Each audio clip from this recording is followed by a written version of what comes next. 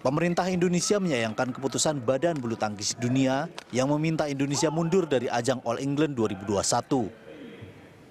Menpora Zainuddin Amali menyatakan pihaknya telah melayangkan keberatan ini kepada pihak penyelenggara All England 2021. Menpora khawatir ada dugaan Indonesia sengaja dijegal karena Indonesia tim kuat. Menpora meminta hal ini dijelaskan sedetail mungkin agar tidak menimbulkan spekulasi dan tuduhan terhadap pihak penyelenggara turnamen. Sikap pemerintah adalah sangat menyayangkan apa yang dialami oleh tim bulu tangkis Indonesia yang bukan karena kesalahan mereka, tetapi mereka harus menanggung akibat. Saya kira ini hal yang sangat disayangkan. Harusnya pihak penyelenggara maupun pihak BWF bisa melihat lebih objektif apa yang terjadi sebenarnya. Saya memahami perasaan teman-teman tim Indonesia yang merasa diperlakukan tidak adil. Sementara itu, Duta Besar Inggris untuk Indonesia Owen Jenkins menyampaikan turut bersimpati terkait dengan tim Indonesia yang dipaksa mundur dari turnamen All England. Jenkins menyebut tengah berkoordinasi dengan pihak-pihak di Inggris untuk melihat apakah ada yang bisa dilakukan terkait persoalan ini.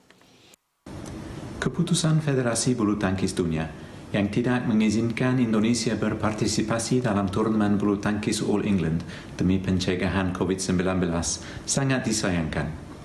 Indonesia memiliki beberapa atlet bulu tangkis yang paling berbakat dan digemari di sirkuit bulu tangkis. Saya sangat bersimpati terhadap para atlet bulu tangkis Indonesia yang terdampak. All England adalah turnamen bulu tangkis yang ternama di tingkat dunia. Sangat disayangkan tim Indonesia tidak terwakilkan tahun ini. Namun, ini adalah situasi dunia saat ini. Negara-negara di dunia harus menerapkan protokol kesehatan yang ketat, sebagaimana yang juga dilakukan oleh Inggris dan Indonesia.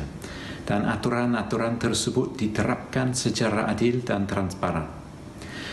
Aktivitas olahraga dapat terus berlanjut adalah suatu hal yang luar biasa. Kita semua dapat merasa terhibur di masa pandemi ini.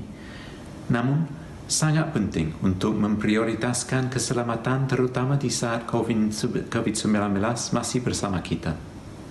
Kasus serupa juga pernah terjadi di berbagai cabang olahraga lain, seperti sepak bola, tenis, rugby, dan lainnya. Semuanya terdampak COVID-19 dan harus menerapkan protokol kesehatan. Kami tengah berkoordinasi dengan pihak-pihak terkait di Inggris untuk melihat apakah ada yang bisa dilakukan tentang permasalahan ini. Sepanjang sejarah penyelenggaraan turnamen All England, Indonesia telah mengoleksi 48 gelar. Raihan 48 gelar itu membuat Indonesia berada di peringkat keempat dalam daftar negara dengan gelar All England terbanyak di bawah Inggris, Denmark, dan Tiongkok. Gelar pertama Indonesia di All England dipersembahkan oleh Tan Joo Hook pada tahun 1959 melalui nomor tunggal putra. Tim Liputan, Berita 1, Jakarta. Pemirsa, Indonesia terjegal atau dijegal di All England? Itulah topik dialog kita di pagi hari ini. Untuk membahasnya kita sudah terhubung dengan Sekretaris Kementerian Pemuda dan Olahraga atau Sesmenpora, Gatot S. Dewabroto. Selamat pagi Pak Gatot. Selamat pagi Mas Rudi. Sehat Pak ya? Alhamdulillah. Sehat, mungkin agak sedikit kecewa suasananya mungkin Pak? Sangat kecewa. Sangat kecewa. Sebetulnya kalau kita bicara tim Indonesia di All England yang terpaksa harus walkover, itu kansnya seperti apa Pak Gatot? Kansnya besar sekali ya, karena yang paling pokok memang Cina itu di berbagai event internasional bulu tangkis itu withdraw sejak adanya pandemi COVID. Tempoh hari pada saat di Bangkok Open nggak ikut, kemudian di Swiss Open juga nggak ikut, dan nanti pun dan saat ini pun di All England juga tidak ikut, dan kemudian masih ada beberapa seri pertandingan BBF juga yang tidak ikut. Nah, kalau bicara kans itu memang cukup besar gitu. Oke. Artinya keberangkatan tim untuk All England ini sebetulnya dengan semangat tinggi, dengan keyakinan untuk juara. Boleh saya sebut seperti itu?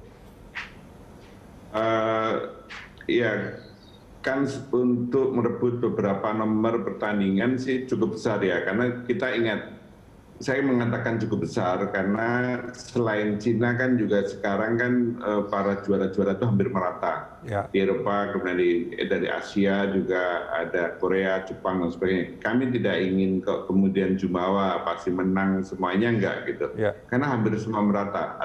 Ibaratnya tanpa Cina pun juga tantangan kompetitor itu masih sangat tinggi sekali. Ya, artinya kan sebetulnya kita bicara soal optimistis nih Pak Gatot. Ya. Ada keyakinan kan kalau kita bertanding, kita kalau tanding kan dengan keyakinan menang, bukan tanding dengan keyakinan akan kalah sebetulnya. Nah, Ya. nah tapi dengan peristiwa yang terjadi kemarin itu, apa yang pertama kali menjadi catatan sebetulnya Pak Gatot? Ini kan sebetulnya kalau bicara soal tim Indonesia, koreksi kalau saya salah, sudah divaksin semua ya Pak ya? Ya sudah, vaksin yang kedua sudah. Bahkan pagi sebelum berangkat itu saya ketemu mereka, sempat foto bareng juga gitu. Mereka sudah divaksin. Sudah divaksin yang kedua, artinya sudah yang terakhir. Kemudian koreksi kalau saya salah, mereka juga sudah melakukan tes PCR sebelum berangkat dan setelah tiba. Iya, karena kalau tanpa tes PCR nggak mungkin mereka boarding. Oke. Aturan yang namanya Regulation of Boardings Against COVID-19 itu dicantumkan di semua bandara di seluruh dunia, itu harus ada PCR swab yang menunjukkan negatif. Oke. Dan bahkan pada saat mereka arrival sampai di Inggris, itu pun juga sehari setelah itu mereka juga di PCR lagi.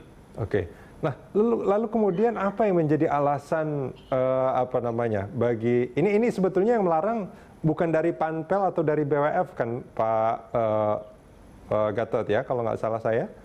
Ya, NHS. NHS-nya. Kalau di Inggris semacam kayak Kementerian Kesehatan, Ya. di National Health Service. Oke. Nah, ini apa yang menjadi alasan sebetulnya ketika para tim, ya khususnya ini ada yang dari Indonesia ya, kita bicara soal Indonesia, sudah melakukan vaksinasi lengkap, sudah melakukan tes PCR sebelum berangkat dan setelah tiba di lokasi, tapi tetap kemudian dianggap tidak boleh mengikuti pertandingan.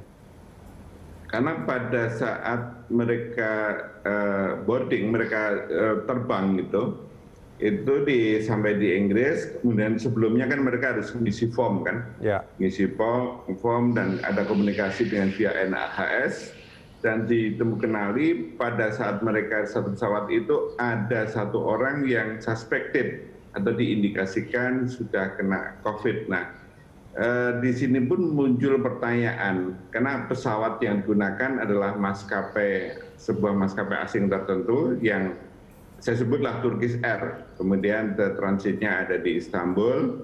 Nah, seandainya pun orang itu, dan ini bukan berandai-andai lagi, dia itu naiknya dari Istanbul, yang jelas juga otoritas bandara, semacam kalau di Indonesia kayak AP ya, Angkasa Puranya ya, Angkasa Puranya di Istanbul itu berarti salah juga, karena bisa meloloskan orang yang terindikasi COVID kok bisa-bisanya naik pesawat di Istanbul. Itu kesalahan yang pertama.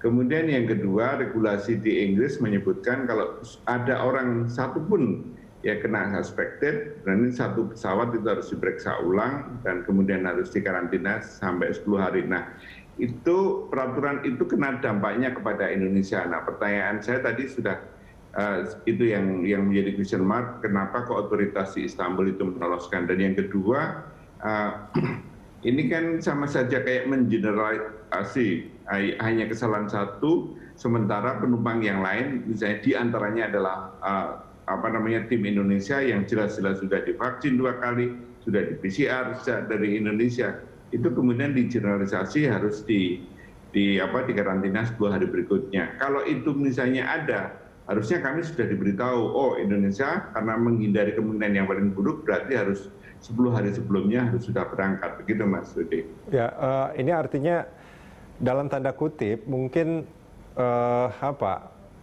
ini sebetulnya menjadi pertanyaan publik, Pak Gatot. Ketika semua orang yang berangkat itu sudah divaksinasi lengkap, terus kemudian ya mungkin bagi orang awam juga, mungkin seperti saya, Pak Gatot, merasa bahwa kalau sudah divaksinasi, berarti kan harapannya tentu besar sudah terbentuk imun di dalam tubuh yang tidak mengkhawatirkan bagi orang lain mestinya ya. Tapi atau bagaimana sebetulnya Pak Gatot sehingga mereka yang tetap sudah divaksinasi, para tim ini kok tetap harus mengikuti aturan harus dikarantina sehingga pada akhirnya terlewatkan semua pertandingan All England? Ya, kami kemarin mencoba membuka-bukakan yang namanya turnamen atau pertandingan itu kan ada regulasinya, ada aturannya. Ini tidak hanya berlaku di All England saja, tapi berlaku juga untuk event apapun gitu. Nah, apalagi event ini terjadi di saat pandemi COVID. Nah, sebelum berangkat, saya sempat komunikasi dengan pengurus PBSI karena waktu itu suasana menjelang vaksinasi. Kita tahu tanggal 26 Februari itu kan mau divaksin yang pertama. Nah, seluruh cabur-cabur yang akan divaksin itu kami kumpulkan via Zoom. Tolong dipastikan dari cabur A, B, C, dan D itu nanti yang mau berangkat, atletnya siap gitu. Nah, diantaranya adalah All England. All England kami tanya, make sure gitu, mau divaksin tanggal 26 gitu. Dan ada juga yang mau berangkat ke Basel untuk Swiss Open. Nah, kemudian saya pastikan lagi juga bahwa mereka nanti kalau ada vaksin pertama tanggal 26 Februari dan ada vaksin yang kedua, jangan sampai yang kedua itu mengganggu mereka. Artinya kalau misalnya itu mengganggu, lebih baik yang vaksinnya dilepas saja. Nanti baru divaksin setelah All England. Mereka PBSI mengatakan, enggak kok Pak, gitu. Pas gitu. Yang 26 oke, kemudian yang 2 minggu berikutnya juga oke. Baik, nah dari situ muncul informasi dari PBSI bahwa mereka sudah punya perhitungan kapan harus berangkat, kapan harus dikarantina. Kan nggak langsung bermain kan Mas Rudi? Ya. Mereka datang karena bermainnya tanggal 17 Maret. Ya, dan kalau kemudian tentang masalah vaksinasi, itu tidak disebutkan di dalam regulasinya. Karena itu hak dari masing-masing negara. Kita tahu distribusi vaksin kan nggak merata di tiap negara. Ya. Yang penting ada dipastikan dokumen PCR bahwa mereka negatif. Gitu. Oke, nah itu dia yang menjadi pertanyaan. Indonesia sebetulnya menurut saya cukup hati-hati gitu kan. Vaksinasi bahkan sudah dilakukan dan karantina sebelum pertandingan juga kan itu nggak langsung tadi seperti Pak Gatot katakan langsung bertanding. Itu pun dan setelah tiba di lokasi itu pun sudah melakukan PCR swab kalau saya tidak salah tadi. Ya, iya betul. Ya ini apa artinya? Ini terlalu ketat atau memang bagaimana regulasi di Inggris itu Pak Gatot? Mas Rudi, yang namanya All England itu kan bukan turnamen yang, mohon maaf, yang ecek-ecek yang baru kemarin kan dia. Betul. Ini turnamen yang tadi Pak Dubes sendiri, Pak Owen Jenkins itu sudah menyebutkan suatu turnamen yang sangat terkenal lah. Yeah. Dia mengakui, apalagi di Indonesia. Tadi disebutkan di awal oleh Berita Satu, kita kenal dulu ada Tan Yu Hawk, kemudian legenda kita yang sangat terkenal Rudy Hartono. Artinya All England itu di organizing oleh panitia yang mumpuni lah, yang sangat reliable lah gitu. Nah, tiba-tiba di suasana pandemi COVID, harusnya mereka juga sangat prepare. Dan kemarin di sebuah televisi saya mengatakan juga, kalau memang ada aturan seperti itu dan larangan sangat ketat, gitu, yang ngapain itu All England itu diadakan dan ngapain para peserta itu harus diundang ke sana. Jadi kesimpulannya adalah aneh sebuah event yang panitianya itu mungkin hanya bisa dikalahkan oleh Wimbledon aja ya. Itu kalau kemudian membuat regulasi yang uncertain. Kemarin saya dapat info antara NHS dengan BWF itu saling tuding-tudingan. Misalnya kalau Indonesia itu protes ke NHS, mengatakan oh itu regulasinya BWF. Kemudian kalau kita protes ke BWF, kemudian oh itu regulasinya totally local atau domestic Inggris yang disebut NHS. Sehingga itulah sebabnya kemarin sore Pak Dubes, Pak Desra Percaya kemudian menyampaikan nota protes yang sangat keras itu langsung kepada BWF karena induknya bulu tangkis itu ada di BWF. Oke, ini koreksi kalau saya salah. Tadi pernyataan Pak Gatot, boleh saya simpulkan bahwa sebetulnya antara BWF dan NHS sendiri sebetulnya saling menyalahkan dalam hal ini? Sempat seperti itu. Makanya sempat menyalahkan. Makanya aturan yang dibuat NHS itu dianggap itu totally itu domestik Inggris gitu. Okay. Kemudian kalau BWF kan itu global ya gitu. Nah, tapi setelah kemudian dikaji, dipertimbangkan macam-macam, ya udah sasaran tembak yang bisa kita lakukan adalah BWF. Baik. Kenapa BWF? Karena BWF itulah yang tentu saja sudah bisa memahami sepenuhnya sebelumnya kenapa regulasi itu muncul. Gitu. Baik. Pak Gatot, kita jeda sebentar. Kita akan lanjutkan ini di segmen berikutnya. Silakan. Pemirsa jangan kemana-mana, kami segera kembali.